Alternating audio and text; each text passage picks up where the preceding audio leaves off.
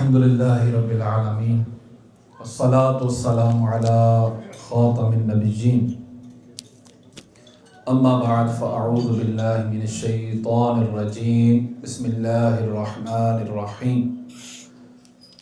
تمام حضرات مل کے پڑھیے الصلاة والسلام علیکہ یا رسول اللہ وعلی آلک واصحابک یا حبیب اللہ، الصلاة والسلام علیکہ یا نبی اللہ وعلی آلک واصحابک یا نور اللہ۔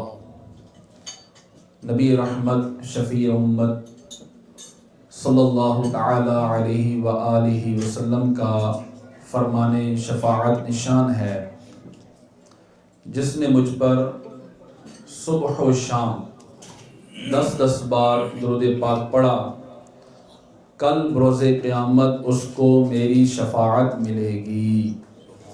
حصول برکت کے لیے درود پاک پڑھ لیجیے۔ اللہم صلی علی سیدنا و مولانا محمد وعلی آل سیدنا و مولانا محمد مبارک وسلم وصلی علیہ صلاۃ و سلام علیک یا سیدی یا سیدی یا رسول اللہ۔ پیارے اور محترم اسلامی بھائیوں، الحمدللہ عز و جل ہمارے بہت ہی پیارے اسلامی بھائی الحاج فرحت اللہ چیمہ صاحب نے بڑی ہی بابرکت بارونق محفل میلاد سجائی ہے۔ اللہ پاک ان کا اس محفل پاک کو سجانا اور ہم سب کا آنا اپنی بارگاہ میں قبول فرمائے، اور مرتے دم تک اللہ تعالی ہمیں ایسی نیک اور بابرکت محافل میں آتے رہنے کی توفیق عطا فرمائے۔ چند منٹ کی میری حاضری ہے، مختصر انداز میں چند ایک باتیں عرض کرنے کی سعادت حاصل کروں گا۔ آپ نیت کر لیجئے، بخاری شریف کی پہلی حدیث پاک ہے انما الاعمال بالنیات، اعمال کا دار و مدار نیت پر ہے۔ تو یہ نیت کر لیں کہ اس محفل پاک میں ہم اول تا آخر باادب بیٹھیں گے، جو سنیں گے اسے یاد رکھیں گے، اس پر عمل کریں گے اور دوسروں تک پہنچانے کی بھی کوشش کریں گے۔ میں بھی نیت کرتا ہوں، آپ بھی نیت کر لیں، اللہ پاک ہمارا آنا اپنی بارگاہ میں قبول فرمائے۔ اللہ تبارک و تعالی قرآن مجید فرقان حمید میں ارشاد فرماتا ہے اطیعوا اللہ و اطیعوا الرسول، اللہ کی اطاعت کرو اور رسول کی اطاعت کرو۔ قرآن مجید فرقان حمید میں کئی مقامات پر رب کائنات عز و جل نے اپنی اور اپنے محبوب صلی اللہ تعالی علیہ وآلہ وسلم کی اطاعت کا ذکر فرمایا ہے، بلکہ نبی پاک صلی اللہ تعالی علیہ وآلہ وسلم کی اتباع، آپ کی پیروی، آپ کی اطاعت کو معیار محبت قرار دیا ہے۔ یعنی اگر کوئی شخص یہ دعویٰ کرے کہ وہ اللہ سے محبت کرتا ہے تو اس کی جو شرط ہے، جو دلیل ہے، وہ رب کائنات نے محبوب صلی اللہ تعالی علیہ وآلہ وسلم کی اتباع کو قرار دیا ہے کہ اگر تم رب سے محبت کا دعویٰ کرتے ہو، تم اس وقت تک اس محبت میں سچے نہیں ہو سکتے جب تک محبوب کی اطاعت و فرما برداری کرنے والے نہ بن جاؤ۔ حضور علیہ السلام کی پیروی، آپ کی اتباع، یہ رب سے محبت ہونے کی دلیل ہے۔ آج ہم اسی محبت کو مزید بڑھانے کے لیے جمع ہوئے ہیں۔ اب جو اطاعت ہے پیارے اور محترم اسلامی بھائیوں، یہ محبت کی وجہ سے ہوتی ہے۔ اگر کسی سے محبت ہو جائے تو محبت بندے کو اطاعت کروانے پر مجبور کر دیتی ہے، اور نبی پاک صلی اللہ تعالی علیہ وآلہ وسلم کی محبت، جیسا کہ فرمایا کہ محمد کی محبت دین حق کی شرط اول ہے، اگر اسی میں ہو خامی تو سب کچھ نامکمل ہے۔ نبی پاک صلی اللہ تعالی علیہ وآلہ وسلم سے محبت کرنا یہ بے حد ضروری ہے، اس کے بغیر ایمان مکمل ہی نہیں ہوتا۔ جیسا کہ حضرت فاروق اعظم رضی اللہ تعالیٰ عنہ ایک مرتبہ حضور کی بارگاہ میں حاضر ہوئے، عرض کی یا رسول اللہ میں آپ سے بڑی محبت کرتا ہوں، اپنے والدین سے بڑھ کر محبت کرتا ہوں، اپنے مال سے بڑھ کر کرتا ہوں، اپنی اولاد سے بڑھ کر کرتا ہوں، اور عرض کی کہ سوائے اپنی جان کے۔ تو اللہ کے محبوب علیہ السلام نے فرمایا کہ عمر ابھی تیرا ایمان کامل نہیں ہوا۔ تو حضرت فاروق اعظم رضی اللہ تعالیٰ عنہ نے عرض کی یا رسول اللہ اب عمر اپنی جان سے بڑھ کر آپ سے محبت کرتا ہے۔ تو نبی پاک علیہ السلام نے ارشاد فرمایا عمر اب تیرا ایمان کامل ہوا ہے۔ تو پتہ چلا کہ ایمان کے کامل ہونے کی جو دلیل ہے وہ یہ ہے کہ اپنی جان، اپنے مال، اپنی اولاد، سب کچھ سے پہلے جو محبت ہے وہ حضور سے ہونی چاہیے۔ اور محبت جو ہے وہ پیارے اسلامی بھائیوں یا تو احسان کی وجہ سے ہوتی ہے، یعنی کسی کا کوئی احسان ہو تو اس سے محبت ہوتی ہے، یا وصف و کمال کی وجہ سے ہوتی ہے، کوئی خوبی ہے، کوئی کمال ہے تو اس سے محبت ہو جاتی ہے، یا حسن و جمال کی وجہ سے محبت ہوتی ہے۔ بنیادی طور پر محققین یہ 3 بنیادی باتیں ذکر کی ہیں کہ 3 وجوہات کی بنا پر ایک انسان کو دوسرے انسان سے محبت ہوتی ہے۔ اب اگر ہم غور کریں کہ اللہ تعالیٰ نے اپنے محبوب علیہ السلام کو وہ کیا کمالات عطا فرمائے ہیں، وہ کیا شانیں عطا فرمائی ہیں کہ ان سے محبت کی جائے، ان کو حسن و جمال کیسا دیا، ان کو کمال کیسا دیا، ان کو احسان کرنے والا کیسا بنایا۔ ایک اعرابی دیہاتی شخص حضور کی بارگاہ میں حاضر ہوا، عرض کہ یا رسول اللہ بڑا غریب ہوں، مجھے کچھ عطا فرما دے۔ حضور نے فرمایا کہ سامنے 2 پہاڑوں کے درمیان جتنی بکریاں جا ساری تو لے لے۔ وہ ساری بکریاں، حضور ایک بہت بڑا ریوڑ تھا بکریوں کا، حضور نے اس اعرابی کو عطا فرما دیا۔ ایک عاشق اور ایک شخص کے درمیان بات چیت ہونے لگی۔ ایک شخص نے کہا کہ حاتم طائی جو بڑا ایک سخی شخص گزرا، کہا کہ اس کی سخاوت کے وہ چرچے کرنے لگا ایک عاشق رسول کے سامنے۔ کہا کہ حاتم طائی کے دربار میں کوئی شخص آتا تھا، خیرات لیتا تھا، ایک دروازے سے آتا تھا، اس کو عطا کر دیا جاتا تھا، پھر وہ دوسرے دروازے سے آتا، پھر اس کو دے دیا جاتا تھا، حتیٰ کہ 10 دروازوں پر آتا، 10 دروازوں پر اس کو دے دیا جاتا تھا۔ اس کو روکا نہیں جاتا تھا کہ بھائی تجھے ایک بار مل گیا ہے، جیسا کہ عموماً ہم دیکھتے ہی ہیں اگر کسی کو ایک بار کوئی چیز دے دی جائے تو پھر دوبارہ اس کو کہا جاتا ہے بھائی آپ کو مل گئی ہے نا، آپ دوبارہ آ رہے ہیں۔ تو کہا کہ حاتم طائی ایسا سخی تھا کہ اس کے 10 دروازے تھے، 10 دروازوں پر 10 بار کوئی شخص آتا تو اس کو نہ نہیں ہوتی تھی، اس کو دے دیا جاتا تھا۔ تو اس عاشق نے کہا کہ اس میں مجھے کوئی سخاوت والی بات نظر نہیں آ رہی۔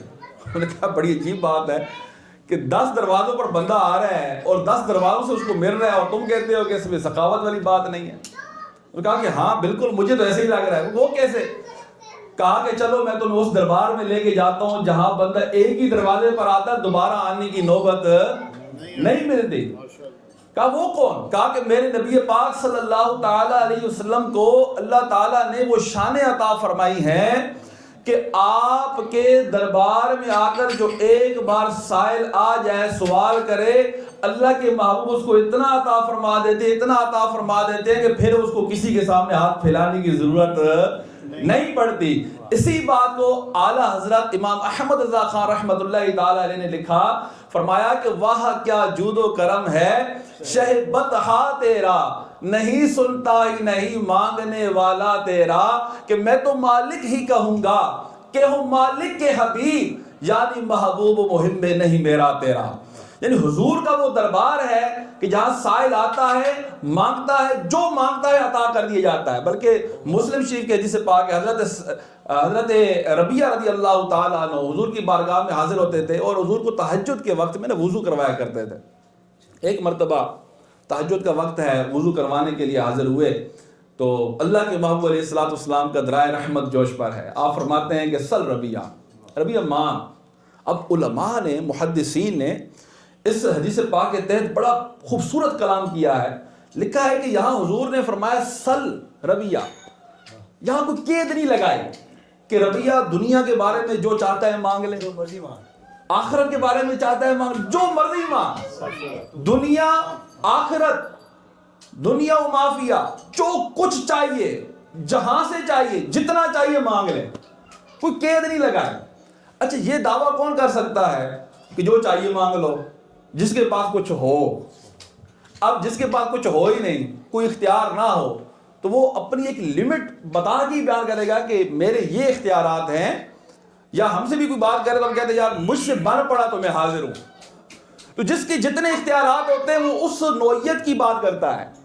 اللہ کے محبوب علیہ الصلوۃ والسلام کا یہ فرمان کہ سر ربیہ مانگ، جو چاہتا ہے مانگ لے۔ اب حضرت ربیہ رضی اللہ تعالیٰ عنہ نے کیا مانگا، یہ ہمارے لیے سیکھنے کی بات ہے۔ حضرت ربیہ رضی اللہ تعالیٰ عنہ نے عرض کی، یا رسول اللہ صلی اللہ تعالیٰ علیہ وسلم، میں جنت میں آپ کی رفاقت چاہتا ہوں، جنت میں آپ کا ساتھی بننا چاہتا ہوں۔ سبحان اللہ سبحان حضور نے فرمایا وہ تو دیا، او غیر ذالک، وہ تو دے دیا، اس کے علاوہ کچھ مانگ لے۔ اب جنت مل گئی ہے، دنیا کی زندگی ابھی پڑی ہے، دنیا میں بھی کچھ مانگ لے، مزید کچھ اور مانگ۔ تو حضرت ربیہ رضی اللہ تعالی عنہ دنیا کا کوئی سوال نہیں کیا، بلکہ پھر یہ عرض کی، یا رسول اللہ بس یہی چاہیے، جنت میں آپ کی رفاقت چاہیے۔ صحابہ کرام علیہم رضوان کی زندگیوں کو اٹھا کر دیکھیں، ان کی زندگیوں میں آپ کو فاقے نظر آئیں گے، ان کی زندگیوں میں آپ کو قربانیاں نظر آئیں گی۔ کہیں بھی دنیا کی تمنا، دنیا کی لالچ، دنیا کی حرص آپ کو نظر نہیں آئے گی کہ صحابہ نے مانگو حضور دنیا، یہ دنیا چاہیے، وہ دنیا چاہیے، یہ چاہیے، وہ چاہیے، نہیں۔ ان کا جو سب سے پہلے جو ان کا مدعا ہوتا تھا وہ جنت کا سوال ہوتا تھا۔ ان کو جنت کی نعمتیں چاہیے تھیں، حضور کا ساتھ چاہیے تھا، حضور کا دیدار چاہیے، اور حضور کو بغیر دیکھے رہ نہیں سکتے تھے۔ یعنی ایک صحابی رضی اللہ تعالیٰ عنہ کے بارے میں آتا ہے کہ وہ نبی پاک علیہ السلام کی بارگاہ میں آتے تھے اور اس انداز کے ساتھ حضور کا دیدار کرتے تھے کہ وہ آنکھ تک جھپکتے نہیں تھے، ایسے ٹک ٹکی باندھ کر دیکھتے تھے۔ ایک مرتبہ حضور نے پوچھ لیا کہ بھائی تو مجھے اتنا، یہ یعنی ہم اپنے اگر زبان میں بات کریں، اتنا گور گور کے کیوں دیکھتا ہے، مجھے اتنی توجہ سے کیوں دیکھتا ہے؟ اس صحابی رضی اللہ تعالیٰ عنہ نے عرض کی، یا رسول اللہ میں کیا کروں؟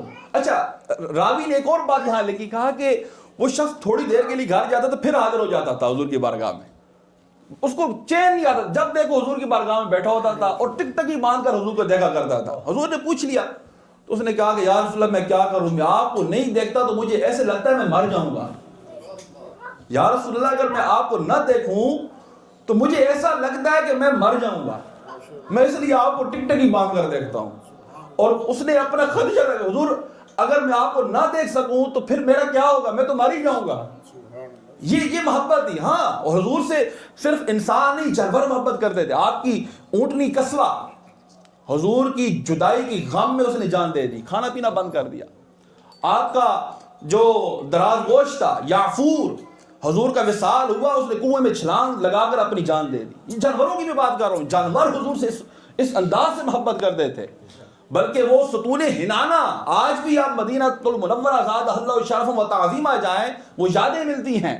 ستون حنانہ، جب نبی پاک علیہ الصلوۃ والسلام خطبہ دیتے تھے تو ایک ستون تھا جس کا نام حنانہ تھا، تو وہ اس پر حضور ٹیک لگا کر خطبہ ارشاد فرمایا کرتے تھے۔ مسجد نبوی شریف کی تعمیر ہوئی اور ایک بڑا محبت والا شخص، اس نے ایک ممبر اور بنا کر حضور کی بارگاہ میں، حضور آپ اس پر تشریف فرماؤ کر آپ خطبہ ارشاد فرمایا کریں۔ تو نبی پاک علیہ الصلوۃ والسلام نے اس ممبر پر تشریف فرما کر خطبہ دینا شروع کیا۔ غور کیجیے گا، جسے پاک الفاظ ہیں، فرمایا کہ خطبے کے دوران کسی بچے کی طرح رونے والے کی آواز آنے لگی، جیسے لگتا ہے جیسے کوئی بچہ رو رہا ہے، سسکیاں لے رہا ہے۔ تو صحابہ کرام نے بڑے تعجب سے دائیں بائیں دیکھا، لیکن کچھ نظر نہ آیا کہ کون رو رہا ہے، سمجھ نہیں آ رہی آواز کہاں سے آ رہی ہے۔ تو جب توجہ کی گئی تو جو ستون تھا، ستون حنانہ، جہاں حضور علیہ السلام ٹیک لگا کر خطبہ دیتے تھے، تو وہاں سے آواز آ رہی تھی۔ تو اللہ کے محبوب علیہ السلام نے فرمایا کہ یہ جو ستون ہے حنانہ، یہ میری محبت میں رو رہا ہے کہ میں اس سے جدا ہو کر یہاں آ گیا ہوں۔ پھر حضور نے حکم دیا کہ اس کو کاٹ کر یہاں دفنا دیا جائے، جہاں حضور خطبہ ارشاد فرماتے تھے۔ آج بھی وہ وہاں دفن ہے۔ یہ حضور سے محبت، یعنی درخت حضور سے محبت کرے، جانور حضور سے محبت کرے، اور صحابہ کی مثال تو وراء الورا ہے. اور ہم کیوں نہ کریں حضور سے محبت؟ ہم کیوں نہ کریں؟ کوئی ایسا ریزن ہے ہی نہیں. یہ ہے ہی محبت، یہ ہے ہی اس لیے کہ ان سے محبت کی جائے. اب غور کریں، حضور کا نام کیا ہے؟ محمد صلی اللہ علیہ وآلہ وسلم. محمد کا معنی یہ ہے کہ جس کی تعریف کی جاتی رہے، ہر وقت تعریف ہی کی جائے. نام ہی ایسا اللہ نے دیا ہے. اچھا، حضور کا ایک نام احمد بھی ہے. احمد کا معنی کیا ہے؟ احمد کا معنی ہے جو اللہ تعالیٰ کی حمد بیان کرنے والا ہو، بہت زیادہ حمد بیان کرنے والا ہو. اور بروز محشر جب اللہ کے محبوب علیہ السلام سجدہ ریز ہوں گے ہم گناہگاروں کے لیے، تو اللہ پاک ارشاد فرمائے گا یا محمد ارفع راسک، اے محمد صلی اللہ علیہ وسلم سر اٹھائیے. تو اللہ حضور فرماتے ہیں کہ اللہ تعالیٰ مجھے ایسی حمدیں سکھائے گا جو پہلے مجھے معلوم نہ تھی. میں وہ حمدیں بیان کروں گا جو کسی نے پہلے سنی نہ ہوں گی.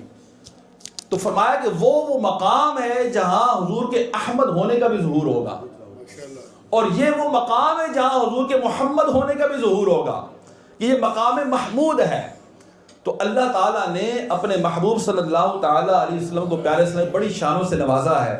آج یہی پیغام ہے کہ ہمیں اپنے محبوب سے سچی محبت کرنی ہے، اور محبت کا جو تقاضا ہے وہ ہے لقد کان لکم فی رسول اللہ اسوۃ حسنہ، کہ نبی پاک علیہ السلام کی جو زندگی مبارک ہے ہمارے لیے بہترین نمونہ ہے.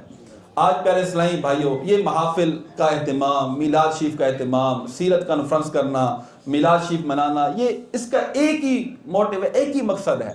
وہ یہ ہے کہ ہم نبی پاک صلی اللہ علیہ وسلم کی سیرت پر عمل کریں، آپ کے اسوہ حسنہ کو اپنائیں، آپ کی اداؤں کو اپنائیں، جو آپ لے کر آئے، جو آپ نے احکامات ہمیں دیے ان کو اپنائیں. تو یہ نیت کر کے جائیں کہ انشاءاللہ ہم فرائض و واجبات کی پابندی کریں گے، نمازوں میں سستی نہیں آنے دیں گے، اور بعد جماعت نماز کے عادی بنیں گے، اللہ کو راضی کریں گے، اللہ کے رسول کو راضی کریں گے. رمضان کا مہینہ آیا تو روزوں کا اہتمام کریں گے. اسی طرح زکوٰۃ میں بخل تو دور کی بات، وقت پر ادا کریں گے اور پوری ادا کریں گے. یعنی یہ فرائض ہیں، اور کتنا کرم ہے ہم پر فرائض ہیں کتنے. زکوٰۃ سال میں ایک بار، وہ بھی اس پر جس کو اللہ نے مال دیا، ٹھیک ہے. رمضان کے روزے سال میں ایک بار، حج زندگی میں ایک مرتبہ، ٹھیک ہے. ڈیلی کا ایک ہی کام ہے، وہ ہے نمازیں. امیر اہل سنت نے ایک بڑی پیاری کتاب لکھی ہے فیضان نماز. آپ نے نماز تو ہم پڑھتے ہیں، نماز میں کیا کیا برکتیں ہیں. بعض لوگ پوچھتے ہیں یہ جو ہم رکوع کرتے ہیں یہ کیسے آیا. اچھا، یہ فجر کے جو اوقات ہے، فجر کی نماز فجر میں پڑھتے ہیں تو یہ وقت کہاں سے کیسے لیا، کیا پہلے بھی فجر ہوتی تھی. کئی اس طرح کے سوالات پوچھتے ہیں لوگ. تو میں آپ کو مشورہ دوں گا، یہ کتاب فیضان نماز PDF میں آپ کو دعوت اسلامی کی ویب سائٹ سے بھی مل جائے گی. اس کا مطالعہ کریں، اس میں نماز کے متعلق بڑی ڈیٹیل سے بات کی گئی ہے. فجر کی نماز کی کیا کیا برکتیں ہیں، ظہر کی نماز کی کیا کیا برکتیں ہیں، عصر کی کیا ہیں، مغرب کی کیا ہیں. اچھا، ہم جو رکوع کرتے ہیں یہ کس کی ادا ہے، رکوع میں کیا کیا راز ہیں، سجدے میں کیا راز ہیں، قومہ میں کیا راز ہیں، جلسہ میں کیا راز ہیں. بڑی طویل سے اس میں بات. آپ یقین کریں، فیضان نماز پڑھیں، آپ کو نماز سے عشق ہو جائے گا، نماز میں آپ کو مزہ آنا شروع ہو جائے گا. تو میری آپ سے درخواست ہے کہ نبی پاک صلی اللہ تعالیٰ علیہ وسلم کے اسوہ حسنہ کو مضبوطی سے پکڑ لیں. اللہ پاک ہمیں ان باتوں پر عمل کرنے کی توفیق عطا فرمائے. آمین بجائے خاتم النبیین صلی اللہ تعالیٰ علیہ وآلہ وسلم.